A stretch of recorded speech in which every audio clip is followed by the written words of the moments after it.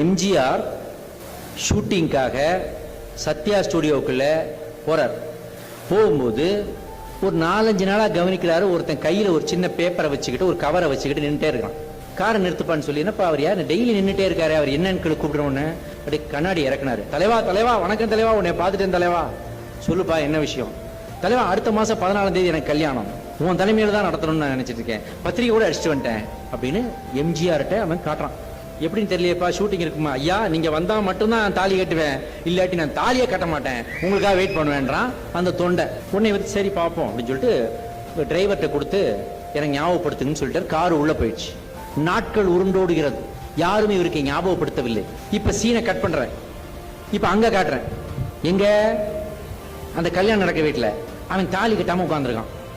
என்னன்னு கேட்டா, அப்போ தலைவர் வரேன்ட்டாரு, எனக்கு வாக்கு கொடுத்துட்டாரு, சொன்ன வாக்கை காப்பாத்துறவன் தான் தலைவன், அவன் தான் என் தலைவன், கண்டிப்பா வருவான், என் கல்யாணத்துக்கு வருவான். அவன் உட்காந்துருக்கான். இங்க முகூர்த்த நேரம் நெருங்கிடுச்சு. இங்க தச்சையலா மேக்கப் போட்டுக்கிட்டு இருக்கும்போது எம்ஜிஆர் பாக்குறாரு, அந்த மேக்கப் பாக்ஸ்ல இருந்து ஏதோ ஒரு அட்டை மாதிரி துருத்திக்கிட்டு இருக்குது.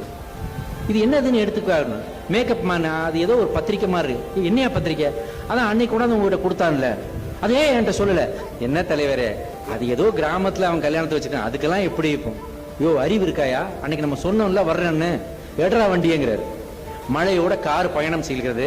அங்க கல்யாணம் நடக்கல, ஊர்க்காரெல்லாம் திட்டுறான் மாப்பிள்ளைய, உனக்கு கிறுக்கு பிடிச்சி போச்சாடா, வரமாட்டாடா, தாலியை கட்டுறா, முகூர்த்தம் போறான். முகூர்த்தம் போயிடுச்சு, போரூர் வரைக்கும் கார் போயிடுச்சு.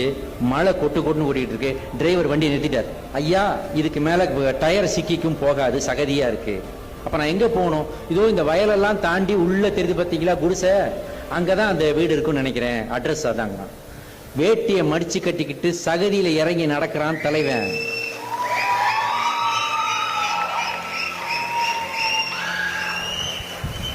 இறங்கி நடந்து தெருவுக்குள்ள நுழையிறான். எம்ஜிஆர் வராருன்னு தெரிஞ்ச உடனே கிராமமே கேவான்னு வந்து நிக்குது, கூட்டம் போறான். அந்த குடிசைக்குள்ள போய் அப்பெல்லாம் வீடுகள்ல தான் கல்யாணம் நடக்கும், மண்டபம்லாம் கிடையாது. முகூர்த்த நேரம்லாம் கடந்து பல மணி நேரம் ஆச்சு. தலைவா நீ வருவேன்னு தெரியும், அதான் நான் வெயிட் பண்ணேங்கிறான்.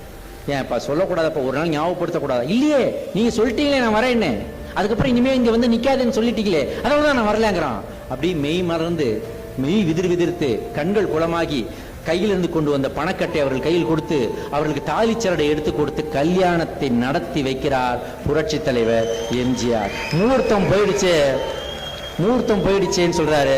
நீ என்னைக்கு என் காலடி எடுத்து வச்சு எனக்கு தாலி எடுத்து கொடுத்தியோ அதுதான் எனக்கு நல்ல நேரம்னு சொல்றான் அந்த மாப்பிள்ள. அப்படி அவன் வாழ்க்கையை ஆரம்பிச்சான். இதுதான் ஒரு தலைவனின் பண்பாடு. இதுக்கே நீங்க கை தட்டினீங்கன்னா இனிமே வரப்போறதுதான் பஞ்சு.